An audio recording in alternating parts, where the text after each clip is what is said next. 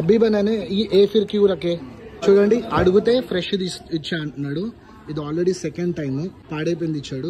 అంత రేటు పెట్టి తింటున్నప్పుడు ఇట్లాంటి పాడైపోయి ఇస్తే ఎట్లా? వీడియో మొత్తం చూసి మీ ఒపీనియన్ కూడా కామెంట్ చేయండి. స్పాయిల్ హువా స్మెల్ దేకో.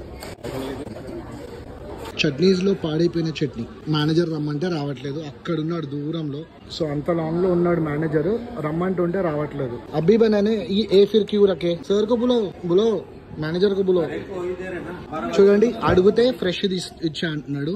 ఇది ఆల్రెడీ సెకండ్ టైం పాడైపోయింది ఇచ్చాడు. మేనేజర్ బిలో అంటే మేనేజర్ అయితే రావట్లేదు. సార్ ఇది పాడైపోయింది, అయితే రెండోసారి పాడైపోయింది ఇచ్చాడు.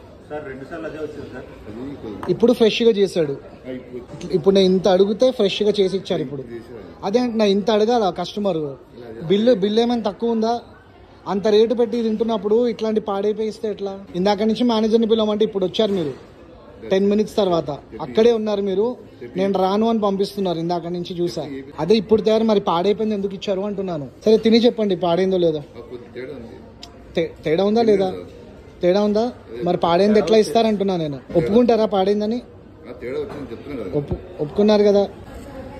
సో ఇలా పాడైపోయింది ఇచ్చి కూడా బిల్లు ఇచ్చారు వీళ్ళు. ఎక్కడిదక్కడ వదిలేసిన. ఈ రీల్ ఒక అవేర్నెస్ కోసం చేశాను. ఇది ఒకవేళ మీకు తప్పుగా అనిపిస్తే కామెంట్ చేయండి.